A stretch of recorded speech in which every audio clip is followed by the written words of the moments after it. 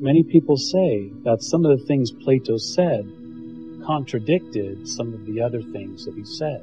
Well, here's an example of that. Here, Plato says, "This power came forth out of the Atlantic Ocean.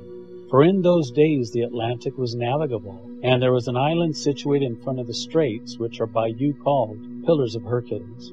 The island was larger than Libya and Asia put together, and was the way to other islands. And from these you might pass to the whole of the opposite continent, which surrounded the true ocean." So in this statement, Plato states that the island of Atlantis was larger than Libya and Asia put together.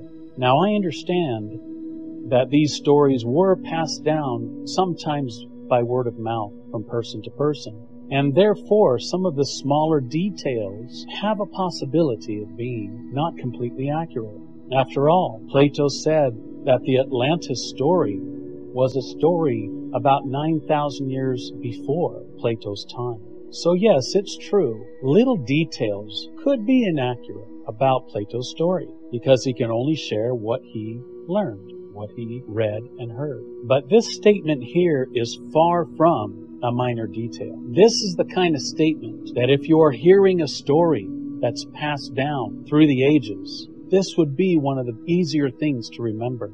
The fact that Atlantis was huge. Plato even said it could even be called a continent, which after translating that word even better, refers to a mainland, continent, a mainland. So huge amounts of people discount this statement because they think it contradicts the other descriptions of the city of Atlantis. But Plato was not a stupid man. Don't you think when he wrote down this story that he would have noticed something so ridiculous that did not make sense with everything else he said? It makes more sense to believe that the descriptions he was giving, as he was visualizing them in his head, all made sense to him, and that it is perhaps our misunderstanding of some of the ways we interpret his other descriptions that are lacking, rather than his statement being what is lacking. So, let's take a look at how large Libya and Asia put together would be. He says larger than Libya and Asia put together. So here is a part of the world map of today. Now, one thing we need to understand is our understanding of the world is much different than the understanding Plato and the people of his day had of what the world looked like. Here we have Libya today, and Asia being a giant place over here, and what have you. Here's the Mediterranean, which is the main location of all the stories. So based on descriptions of how they viewed the world back then, some maps have been created to let us know how they viewed the world in that day. So here, placed over the map I just showed you, is one of those maps to give us an idea of what Libya and Asia could have meant in size. So from the Straits of Gibraltar to the Red Sea, kind of curving down along the land, this area is what they thought of as Libya. And Asia, I can't tell if it's this small area or the bigger area, but you kind of get the idea. Here's a little outline from this line right here. There's a little outline of what we're talking about. So in those ancient days, they thought of Libya as basically past the Straits of Gibraltar, and this kind of curved line a little bit to the end of the Red Sea. They weren't necessarily aware of the extremities of this continent. Because of their technology and the fact that they could take boats and do commerce and trade between anyone they want in their world, which was mostly inside the Straits of Gibraltar. This is the main world that they dealt with. And so they only traveled so far away from this main world. And of course, extending down here makes sense because they had the Red Sea. So the Red Sea was also an area they explored. So this is their thought of Libya, this area here. Let's look at another map. Another map that was drawn by listening to the descriptions of Herodotus from BC 450. This was around the same time as Plato. By his description, people attempted to make a map describing how he described the world back then. So in this example, we once again have Libya past the Straits of Gibraltar, and then kind of curving in and around to the Red Sea. And then we have Arabia as a separate nation, and we have Asia in this yellow coloring here. So in this picture here, you kind of have Libya, and then Asia's kind of similar in size to Libya. So we could just think of Asia and Libya combined as double the size of Libya, perhaps.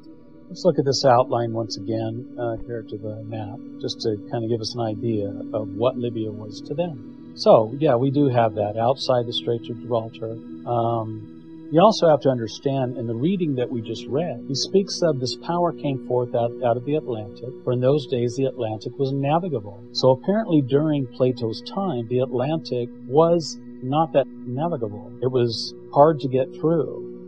And the story goes that it was because of Atlantis sinking and it being very muddy in the area that Atlantis sank. So since during Plato's days the Atlantic was not very navigable, that's another reason why they may not have known about the extremities of the continent. They may have known more about this land and all of this just through travel within the continent rather than going outside and looking around. So we can kind of think of Libya as just outside the pillars, kind of curving around, and this was basically the world that they saw. And there's the two different maps, kind of showing Libya as similar. And like I said, perhaps you can say Libya and Asia combined could be a Libya and a half or Libya times 2. So now, let's just do a little cutout of the approximate size, according to Plato, that the island or continent or mainland of Atlantis really was. Here we have Libya. Let's take that times maybe a little more than 1.5. That ought to do it. Now, many continents could actually fit the bill. United States, perhaps South America. Some people have said Iceland. Some people have said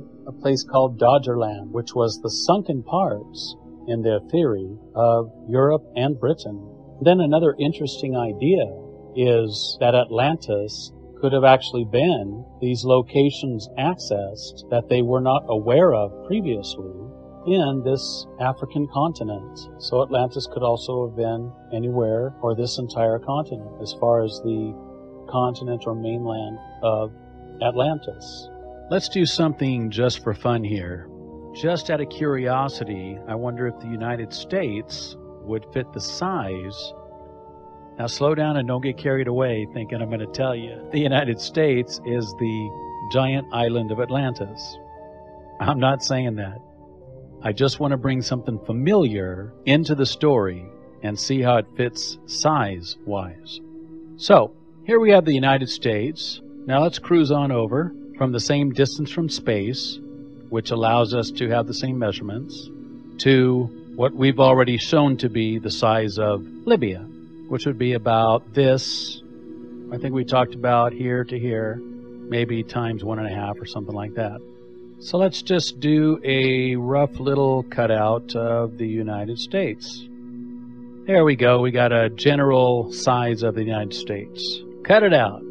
Now let's paste it on. Now, we can clearly see the United States would fit the bill of what Plato described as the size of the giant continent/island of Atlantis. It's clearly equal to about the size of ancient Libya, whereas Atlantis was even the same or a bit bigger.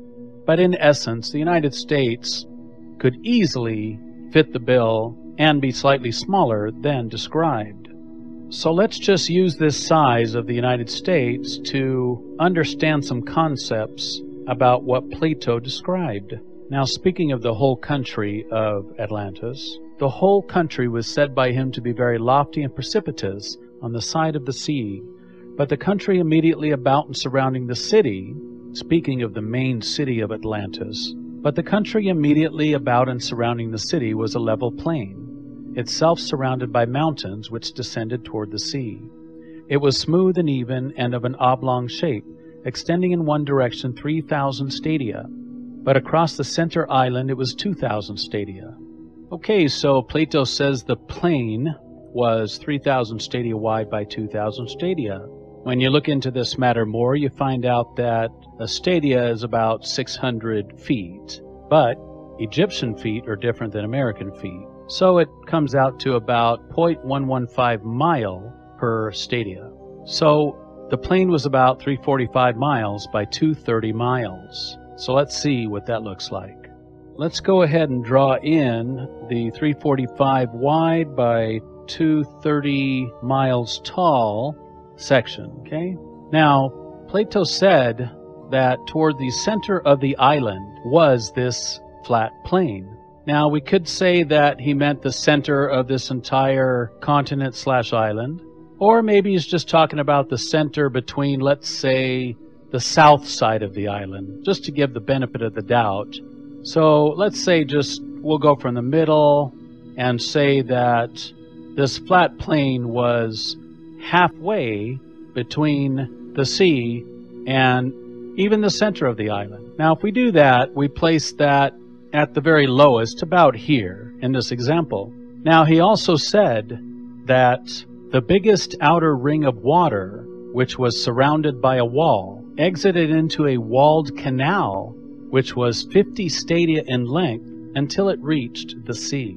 But he also said the plain, both the plain and the circle city, were both in the same area in the center of the island. So when he says that, and then says there's a 50 stadia canal from the circle city to the sea, it becomes an impossibility that that sea refers to the ocean. All you have to do is do the math. Now, this tiny little line that I've drawn you right here is about 100 stadia long. This tiny little guy here is about 100 stadia long. So 100 stadia from the center of the island where the plain and the circle city was, this is 100 stadia, not 50 stadia. And reaching the ocean is an impossibility. Therefore, it is more likely that when Plato said it reached the sea, he was not referring to the ocean, but he was referring to a large body of water within the continent. Just think about this and do the math for yourself. He clearly said the continent island, which was separated into 10 sections for the 10 different kings, that he, Atlas, received the nicest section, which was in the center of the island, which had a beautiful flat plain, and which also in the center of the island contained the circular city. So for him to make that statement, and then say that any part of this is 50 stadia to the sea, is just an impossible mathematical formula. So he must have meant body of water when he said sea. For example, here they say they divided at the bridges the zones of land, which parted the zones of sea, leaving room for a single trireme to pass out of one zone into another. So in this example, he refers to the water in the circular zones as zones of sea. I think sometimes you can get a definition of a word based on context, and perhaps this is a case like that. As we said before, Plato's not a stupid man, so he's not going to tell you that the island continent is this huge, and then say this is in the center, and that 50 stadia away is the ocean. He's smart enough to know that that would be ridiculous. So he could have called it the sea, because the lake eventually, through rivers, perhaps ran into the sea.